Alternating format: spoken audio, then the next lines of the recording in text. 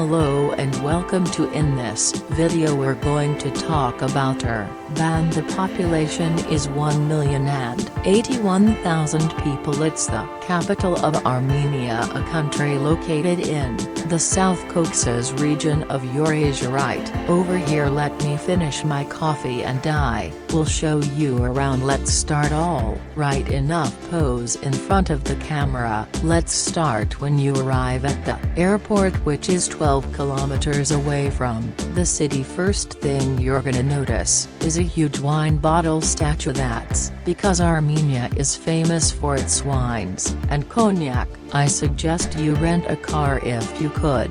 This way you can travel outside of the city as well. You come to the city and you almost feel like we're back in time, Soviet time. That's because Yerevan still has a lot of architecture from the Soviet period. The corridors, the Republic Square, with musical fountains and colonnades, government donors. This is where they have city celebrations, and in the evening it's a popular place to go to see the fountain show. There's a good choice of restaurants with a nice view, and we are in this rooftop. The city is really small and walkable from the Republic Square. You can walk to Northern Avenue, which is a pedestrian street that was opened in 2007. This new area has a lot of restaurants and shops. It's home to some upscale residential buildings and offices, coffee shops and hotels. From here you can walk towards the areas on Opera Theatre and magnificent building. There is a beautiful small park with an artificial lake called Swan Lake behind it, and the final destination on a walking tour will be their Cascade is a giant stairway made of limestone with multiple levels adorned with fountains and sculptures. This is where you want to be if you want to have some fun in the evening. There are plenty of cafes and restaurants, people chillin' and jazz. Good vibes. I've really enjoyed it, although I'll tell you I was shocked when they charged me $10 for a glass of fresh pomegranate juice, because I knew that Yerevan is a very affordable city, so that was unexpected. But later I figured out is because price is very dependent on the season. It is a post-Soviet country, so the majority of the population can speak Russian fluently, while the younger generation can speak pretty good English. I was lucky because I can speak both.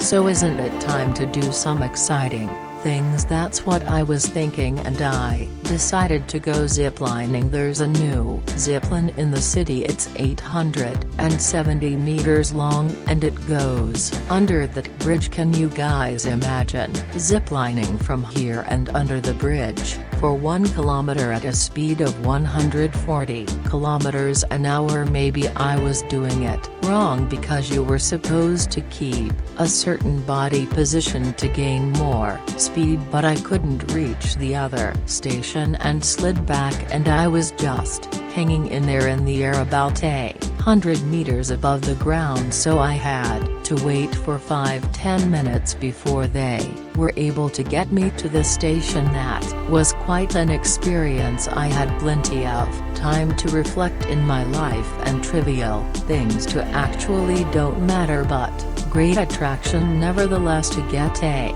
good view of the city and take some pictures. Who might want to come to the Victory Park? If you're lucky enough, you'll be able to see Mount Ararat, which was historically part of Armenia. It's the highest mountain in the region now. It's located in Turkey but clearly visible from Armenia. Legend goes that when Nicholas II, the last Tsar of Russia, was visiting the Yerevan, he had to wait for 2 days to see it here. You also find Mother Armenia statue, which was erected in 1967, replacing the statue of Joseph Stalin, a dictator that was rejected even by Soviet leaders that succeeded him. In this part you also find some military equipment and a small amusement park for kids. Let's take a look at it. Though I miss my math league issue, notice many buildings in the city are pink. That's because they're made of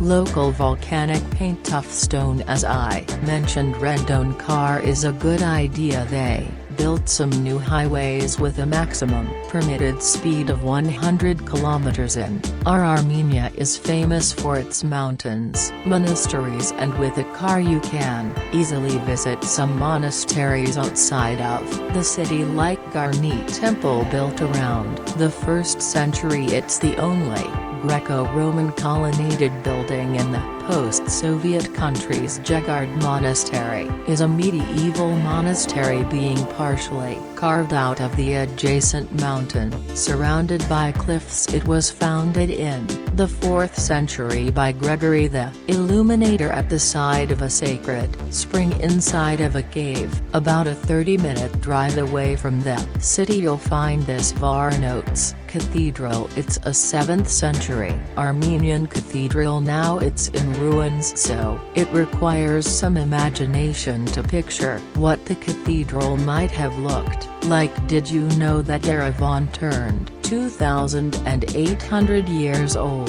in 2018? Yerevan Fortress is located within the city. It was a fortified city, founded in 782 BC, so technically Yerevan is 29 years older than Rome. This place is called the Yerevan, and this used to be a fortress a long time ago. It dates back to the year 782 before Christ. The tourism industry is developing really fast. Armenia has a lot to offer. It has wonderful monasteries. It has great landscapes. Actually, in the distance you see Mount Armenian, you see over there, and of course if you drive for about an hour away from the city you can reach Yerevan Lake. This is the largest freshwater lake of the Caucasus, set about 2 kilometers above sea level, uncovering 1,240 square kilometers. It's one of the largest freshwater, high-altitude lakes in the world. Of course, during the summer there are plenty of water activities like jet skiing and boating and whatnot. You can visit Armenian Genocide Memorial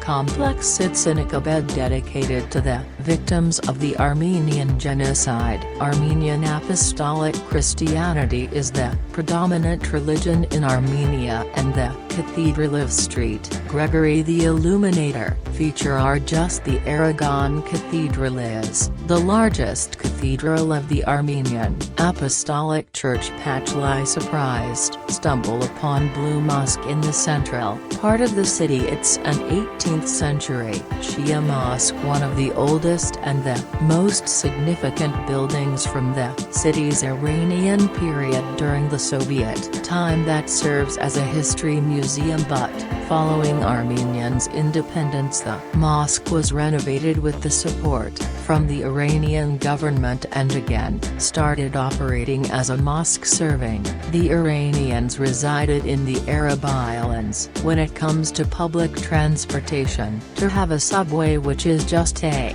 straight line with 10 stations. It was opened in 1981. The city has a well-developed network of buses similar to other post-Soviet countries. When it comes to economy, agriculture still remains important, accounting for about 2/5 of the gross domestic product. Sadly, salaries are still low, about $330 a month. A lot of people still live in shabby apartment blocks that look like the buildings you see on the screen. Although new apartment blocks are being built, I've noticed how things are slowly starting to change for the better. The IT industry is developing fast, however many people would still prefer to go live abroad given the chance. How is staying at a hostel, and there were 2 local ladies work in there, and I asked them if that was true that a lot of people want to move abroad, and one of them said that she recently won a green card and it was just a matter of months before she would go to the US. I said, "We're in the US." She said, "Glendale, California." If you didn't know this, Glendale, California has a huge Armenian population. Another interesting fact is that there are more Armenians living abroad than in Armenia itself. International tourism is growing. Most tourists come from Russia, Iran and the US, and now there's quite a number of Chinese tourists as well. Because of the high rate of unemployment, many local taxi drivers became tour guides, and for a very affordable price, they can take it to all the places of interest around the city. Accommodation is cheap. Let me show you what I was staying. When it comes to hotels, what kind of room can you expect to get in Yerevan, and what are the prices? So for this room, you said this is a living room,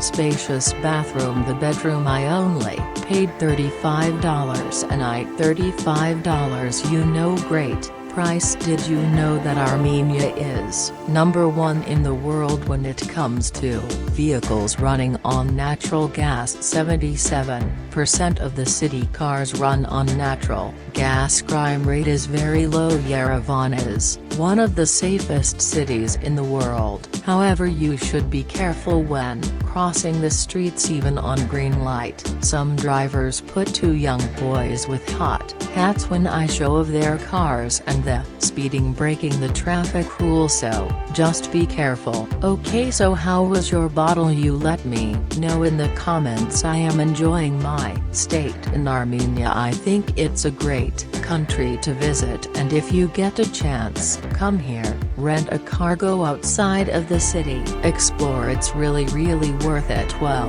thanks for watching, and I'll be doing more videos soon. Lastly, did you guys think this was window screen? It's not, it's Armenian countryside.